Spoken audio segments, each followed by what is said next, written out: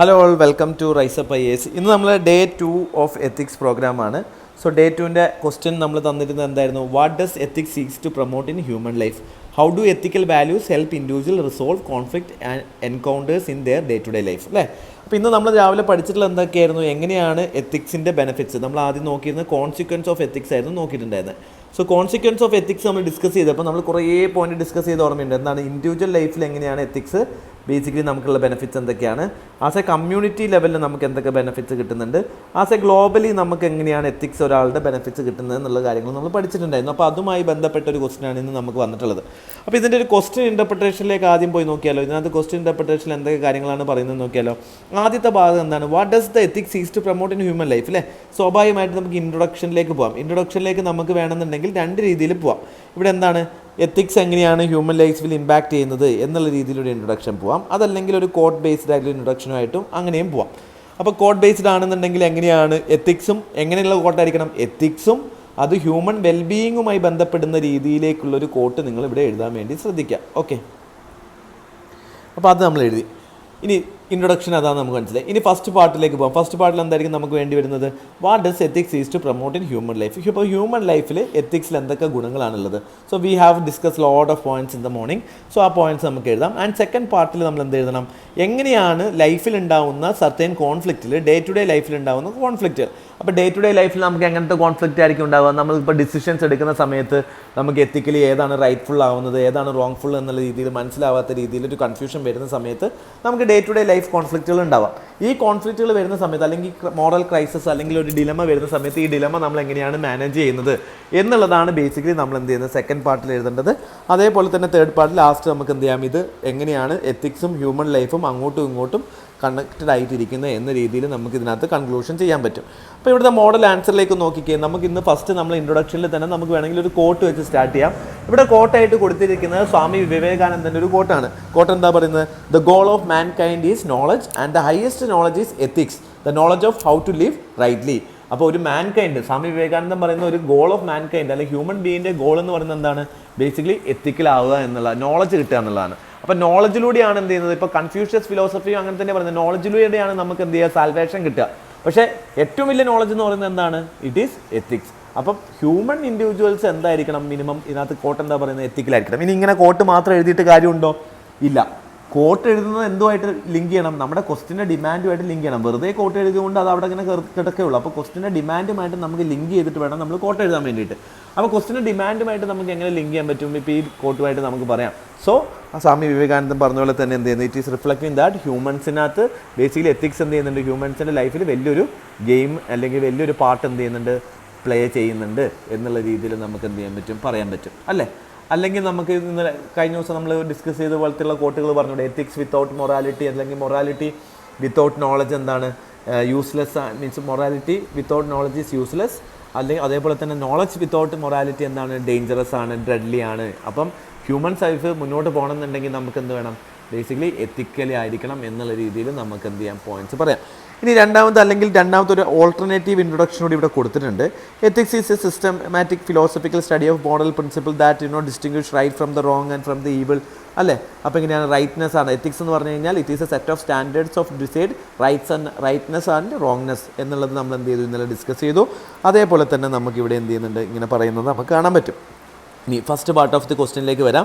എന്തൊക്കെയാണ് ഹ്യൂമൻ ലൈഫിൽ കോൺട്രിബ്യൂട്ട് ചെയ്യുന്നത്? നമ്മൾ ഓൾറെഡി ഇന്ന് ഡിസ്കസ് ചെയ്യുന്നത് ട്രസ്റ്റ് വരും. ഒരാൾ ഇൻഡിവിജ്വൽ ലൈഫിൽ നമുക്ക് ട്രസ്റ്റ് വരും. അതേപോലെ തന്നെ അയാൾക്ക് എന്ത് ചെയ്യും? കൂടുതൽ ആളുകൾ അയാളെ ട്രസ്റ്റ് ചെയ്യുന്നതിൻ്റെ ഭാഗമായിട്ട് അയാൾക്ക് കാര്യങ്ങൾ എന്ത് ചെയ്യും? അയാൾക്കൊരു ഡിപ്ലോമാറ്റിക് പവർ ഉണ്ടാവും അല്ലേ? ഓട്ടോമാറ്റിക് അയാളുടെ ഡിസിഷൻസ് കാര്യങ്ങൾ എടുക്കുന്ന ആളുകൾ പെട്ടെന്ന് ചൂസ് ചെയ്യും. പീസ് ആൻഡ് ഹാർമണി ഉണ്ടാവും. അയാളുടെ ചുറ്റുപാടുള്ള ആളുകൾ തമ്മിൽ അയാൾക്ക് പീസ്ഫുള്ളായിട്ട് ഇരിക്കാൻ പറ്റും.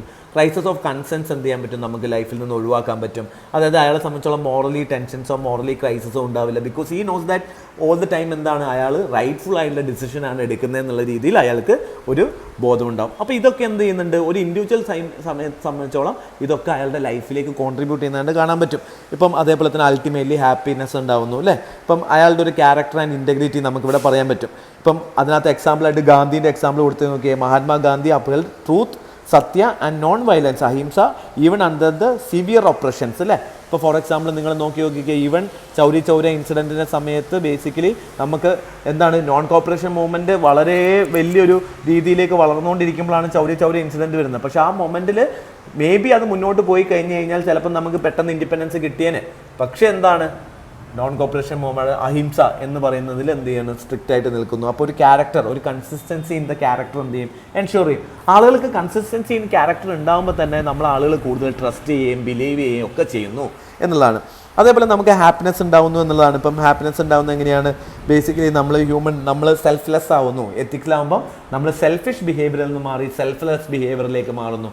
സെൽഫ്ലെസ് ബിഹേവിയർ ആകുമ്പോൾ നമ്മൾ എന്ത് ചെയ്യുന്നു, ആളുകളെ ഹെൽപ്പ് ചെയ്യുന്നു അല്ലേ. നമ്മൾ എങ്ങനെയെങ്കിലും ആളുകളിലേക്ക് എന്ത് ചെയ്യുന്നു, പോസിറ്റീവായിട്ട് കോൺട്രിബ്യൂട്ട് ചെയ്യാൻ വേണ്ടിയിട്ട് നമ്മൾ എന്ത് ചെയ്യുന്നു, ശ്രമിക്കുന്നു. അപ്പം ഈ സെൽഫ്ലെസ് ബിഹേവിയർ ഉണ്ടാകുന്ന സമയത്ത് നമ്മൾ എന്ത് ചെയ്യും, നമുക്കും ഹാപ്പിനെസ് ഉണ്ടാവും, നമ്മൾ സഹായിക്കുന്ന ആളുകൾക്കും എന്ത് ഉണ്ടാവും, ഹാപ്പിനെസ് ഉണ്ടാവും.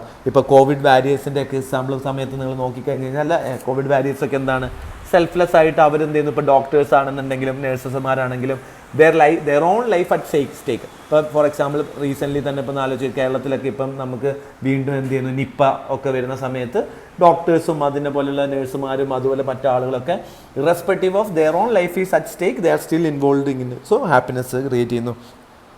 സോഷ്യൽ ഹാർമണി, ട്രസ്റ്റ് ഡെവലപ്പ് ചെയ്യുന്നു. അതേപോലെ ജസ്റ്റിസ് ആൻഡ് ഫെയർനെസ്, ഇക്വാലിറ്റി സൊസൈറ്റിയിൽ ഉണ്ടാവുന്നു. അതേപോലെ moral responsibility and moral conscience എന്ത് ചെയ്യുന്നു, നമുക്ക് ഉണ്ടാവില്ല, ക്രൈസിസ് ഓഫ് കൺസെൻസ് ഉണ്ടാവില്ല എന്നുള്ളതാണ്. അങ്ങനെ ഒരുപാട് ഗുണങ്ങൾ, ഒരുപാട് പോയിന്റ്സ് ഇതിനകത്ത് എഴുതാൻ പറ്റും. നിങ്ങൾക്ക് ഇഷ്ടമുള്ള ഒരു 5 or 6 point with example, with example നല്ല എക്സാമ്പിൾസോട് നിങ്ങൾ എഴുതുകയാണെങ്കിൽ ഈവൻ ഒരു 4 or 5 പോയിന്റ് എഴുതിയാൽ പോലും കുഴപ്പമില്ല. കാരണം 2 പാർട്ടുണ്ട്, 10 മാർക്കറാണ്. അപ്പോൾ നമുക്ക് മറ്റേ പാർട്ടൂടെ എഴുതാനുള്ള സ്പേസ് വേണം. ഇനി രണ്ടാമത്തെ പാർട്ടിലേക്ക് പോവുകയാണെങ്കിൽ എങ്ങനെയാണ് ഓരോ ഡേ ടു ഡേ ലൈഫിലുള്ള കോൺഫ്ലിക്റ്റുകൾ റിസോൾവ് ചെയ്യുക എന്നുള്ളതാണ്. ഇപ്പോൾ ഫോർ എക്സാമ്പിൾ ഇതിനകത്ത് നോക്കിക്കഴിഞ്ഞാൽ first point, honesty resolve the conflict between truth and self interest. അപ്പോൾ ചില സമയത്ത് നമുക്ക് എന്ത് ചെയ്യുന്ന, നമുക്ക് സെൽഫ് ഇൻട്രസ്റ്റും അതേപോലെ തന്നെ നമ്മുടെ പബ്ലിക് ഇൻട്രസ്റ്റും പേഴ്സണൽ ഇൻട്രസ്റ്റും ഉണ്ടാവും അല്ലേ. ചില കാര്യങ്ങൾ നമ്മൾ ചെയ്യുന്ന സമയത്ത് പേഴ്സണൽ ഇൻട്രസ്റ്റ് അതിനകത്ത് സാറ്റിസ്ഫൈ ചെയ്യും, ചില കാര്യങ്ങൾ നമ്മൾ ചെയ്യുമ്പോൾ നമ്മൾ പബ്ലിക് ഇൻട്രസ്റ്റ് ആയിരിക്കും. അപ്പോൾ ഇങ്ങനെ ഒരു കൺഫ്യൂഷൻ വരുന്ന സിറ്റുവേഷനിൽ ഏത് ചൂസ് ചെയ്യണം, സെൽഫ് ഇൻട്രസ്റ്റ് വേണോ അതോ പബ്ലിക് ഇൻട്രസ്റ്റ് വേണം? എത്തിക്സ് ഉള്ള ഒരാൾ എന്തായിരിക്കും, he become selfless, he will choose the public interest over the personal interest. ഇപ്പോൾ നമുക്ക് ഒരാൾക്ക് എന്ത് ചെയ്യാം, ഇപ്പോൾ ഫോർ എക്സാമ്പിൾ ഒരു അപ്പോയിൻമെൻറ്റിൻ്റെ കാര്യത്തിൽ നമുക്ക് അറിയുന്ന, നിങ്ങളൊരു സിവിൽ സർവൻ്റ് ആണെന്നുണ്ടെങ്കിൽ ഒരാൾ അപ്പോയിൻറ്റ് ചെയ്യുന്ന സമയത്ത് നിങ്ങൾക്ക് വേണമെങ്കിൽ നിങ്ങൾ അറിയുന്ന ഒരാൾ അപ്പോയിൻറ്റ് ചെയ്യാം, പക്ഷേ അത് സെൽഫ് ഇൻട്രസ്റ്റ് ആണ്. പക്ഷേ പബ്ലിക് ഇൻട്രസ്റ്റ് ആകുമ്പോൾ അവിടെ transparency, maximum good for maximum people നോക്കുന്നു. അതേപോലെ തന്നെ എമ്പത്തറ്റിക് ആയിട്ട് നിങ്ങൾക്ക് എന്ത് ചെയ്യാൻ പറ്റും, ക്രിയേറ്റ്. ഇപ്പോൾ empathy resolve the conflict between rules and human needs എന്ന് പറയുന്ന ഒരു കോൺഫ്ലിക്റ്റ് ആണ് അല്ലേ. സോ എമ്പത്തറ്റിക് ആയിട്ട് എന്ത് ചെയ്യുക, ആളുകൾ ബിഹേവ് ചെയ്യുക. ഫോർ എക്സാമ്പിൾ ഇപ്പം ഒരു ഡിസിഷൻ മേക്കിങ്ങിനകത്ത് വരുന്ന സമയത്ത് സം ടൈം തിങ്ക് ദാറ്റ് ഒരാളൊരു സ്കീമിന് എന്ത് ചെയ്യുന്നില്ല, ക്വാളിഫൈഡ് അല്ല, പക്ഷേ ഈസ് ആക്ച്വലി ദ നീഡ്, പക്ഷേ ക്രൈറ്റീരിയ പ്രകാരം ക്വാളിഫൈഡ് അല്ല. So there is always a conflict between rules of law with respect but empathy. So ethically നോക്കുകയാണെങ്കിൽ that person is deserving, but legally നോക്കുകയാണെന്നുണ്ടെങ്കിൽ ഡിസർവിങ് അല്ല. അഗെയിൻ ഒരു എന്ത് ചെയ്യുന്നു, ബേസിക്കലി ക്രൈസിസ് വരുന്നു. അപ്പോൾ ഈ ക്രൈസിസ് സിറ്റുവേഷനിൽ എങ്ങനെയാണ് മാനേജ് ചെയ്യേണ്ടത്? അതേപോലെ there will be chances of conflict between law and ethics അല്ലേ. ഇപ്പോൾ മാരിറ്റൽ റേപ്പ് നമുക്കറിയാം എന്താണ്, ഇല്ലീഗൽ അല്ല, പക്ഷേ എത്തിക്കലി മോറലി ഇൻകറക്റ്റ് ആണ്. അപ്പോൾ മാരിറ്റൽ റേപ്പിൻ്റെ ഒരു കേസ് വന്നു കഴിഞ്ഞാൽ how do you choose a decision? So there your ethical standards എന്ത് ചെയ്യും, നിങ്ങൾക്ക് മുന്നോട്ട് വെക്കേണ്ടി വരും. സോ ഇത് രീതിയിൽ നമുക്ക് എന്ത് ചെയ്യാൻ പറ്റും, പറയാൻ പറ്റും.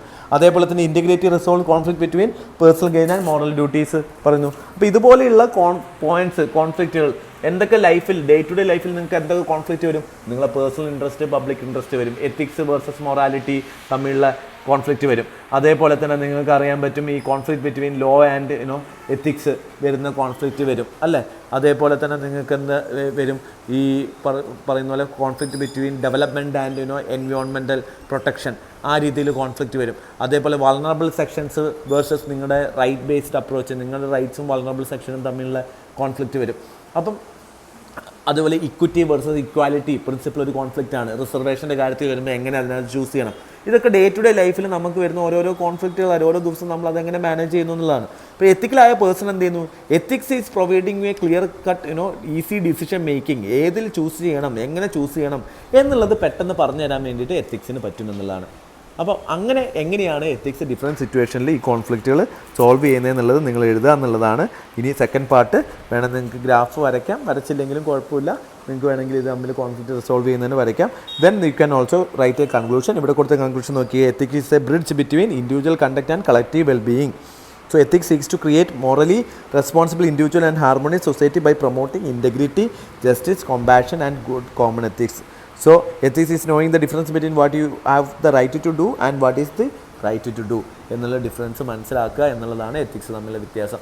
I hope you guys understood. അപ്പോൾ നിങ്ങളെല്ലാവരും ആൻസർ എഴുതിയതിൻ്റെ ആൻസറിൽ നിങ്ങൾ എന്ത് ചെയ്യുക, നിങ്ങൾ ഇതിനകത്തും ഇല്ലാത്ത പോയിൻറ്റ്സുകൾ നിങ്ങൾ എഴുതിയിട്ടുണ്ടാകും, which is well and good. So happy learning. Thank U.